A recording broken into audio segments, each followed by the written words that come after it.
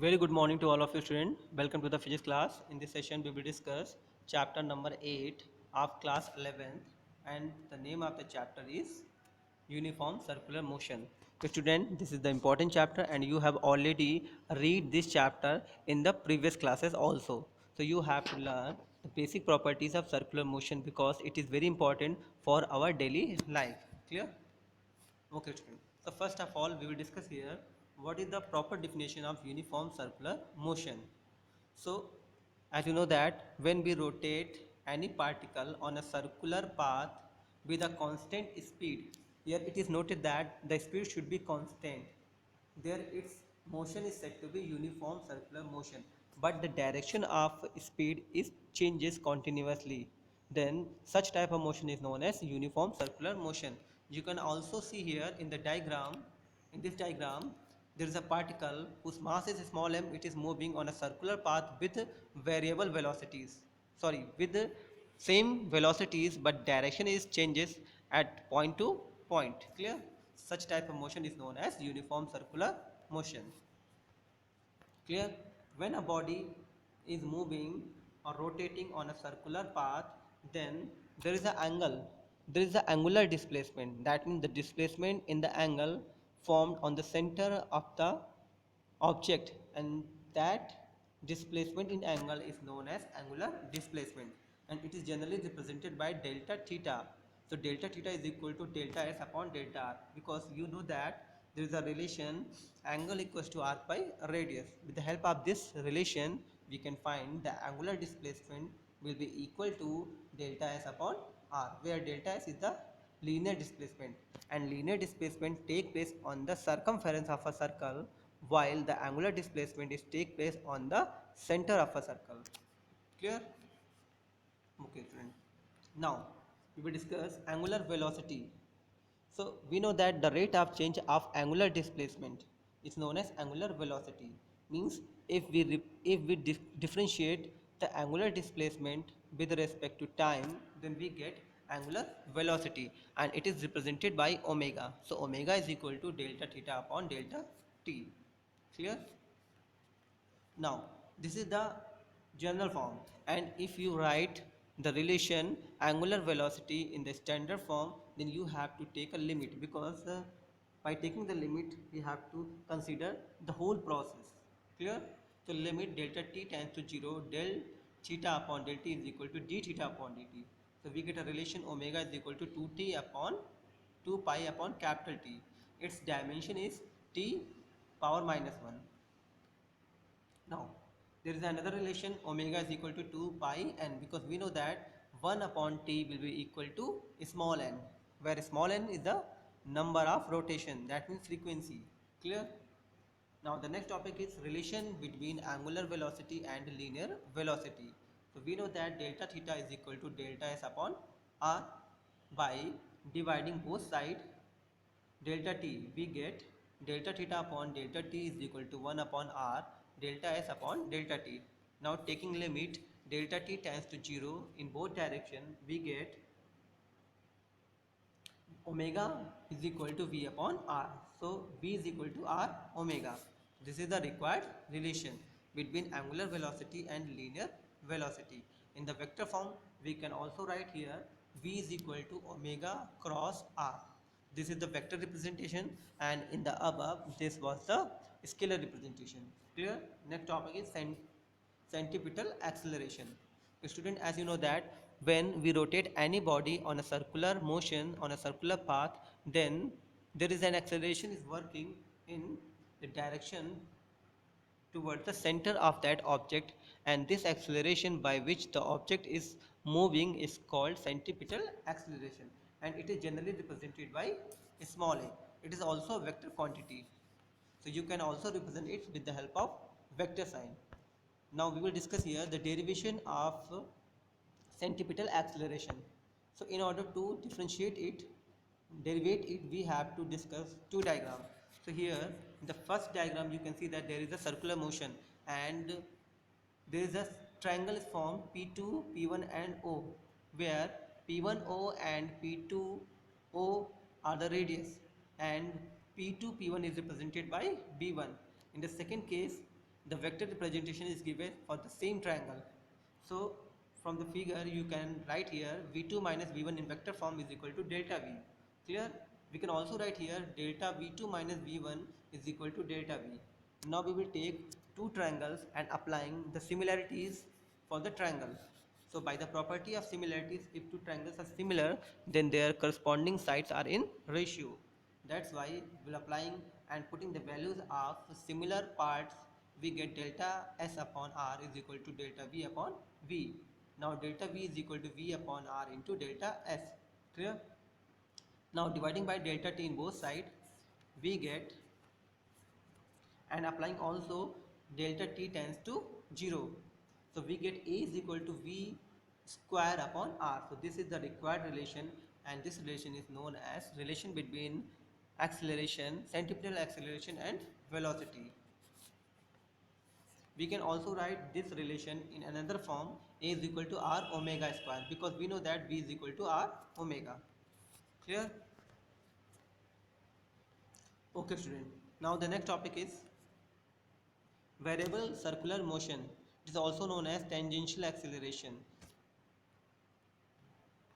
So student, if the circular motion of a particle is not uniform, then by the variable, then along with the radial acceleration, the particle will also have a tangential acceleration.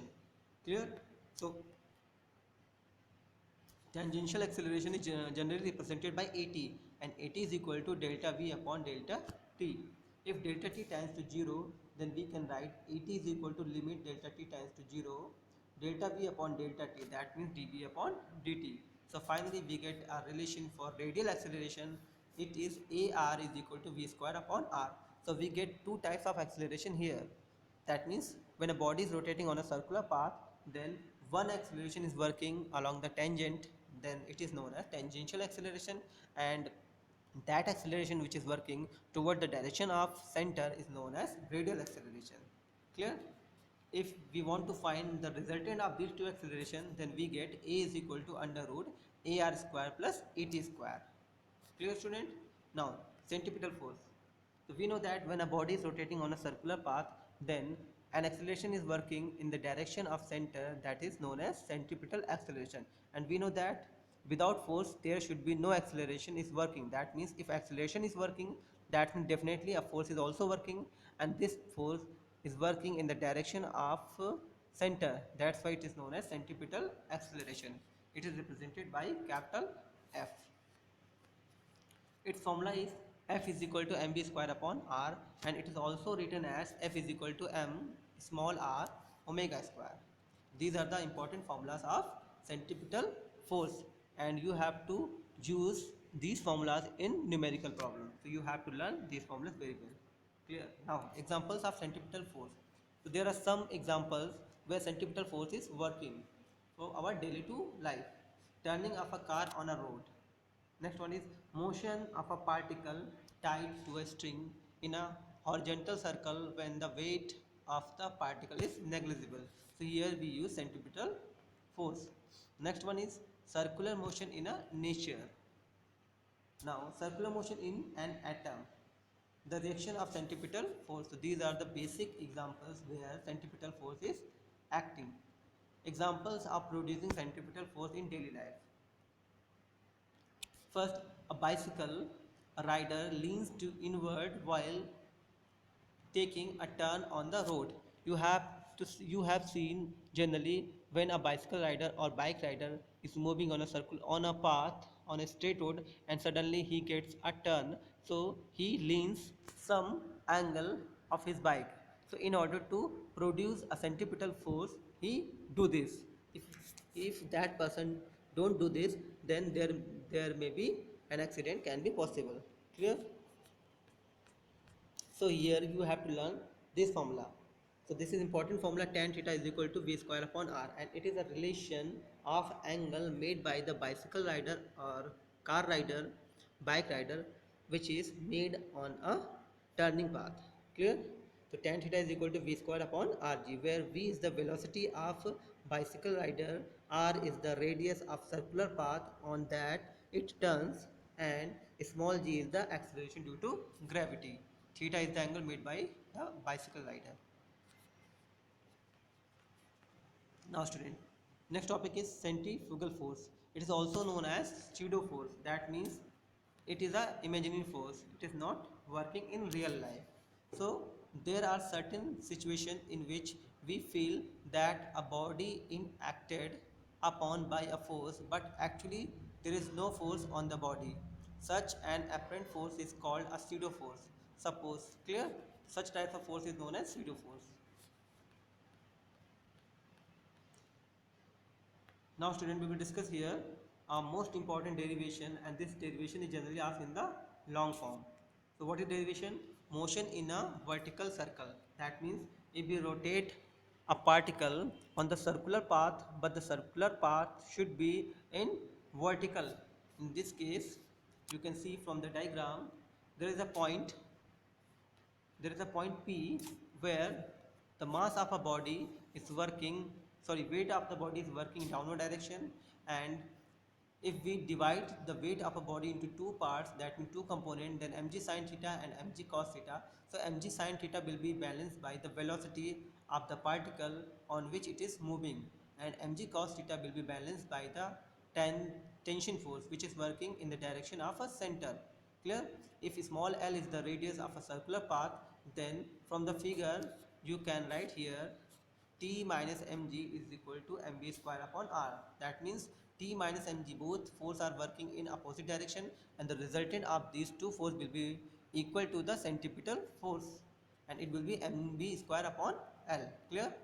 Now we can write it T is equal to mv square upon l plus mg cos theta. Now we will find here the tangent means tension force working at a point A, because in the circular path there are number of points. So we will find a general form of tangent and velocity at some points. So at a point the tangent will be Ta is equal to mv square upon A plus mg cos theta. Here theta will be 180 degree because half circle is covered. So Ta is equal to mv square A upon L minus mg. Clear? Now we know that at the top point the tension will be 0. So if we put T is equal to 0, then we get mv square C upon L minus mg. That means Vc is equal to under root GL. That means at C point the velocity of the particle will be under root G into L. Now we will applying here the law of conservation of kinetic energy. So it will be half mv square minus half mv a square is equal to mg in bracket L plus L cos theta.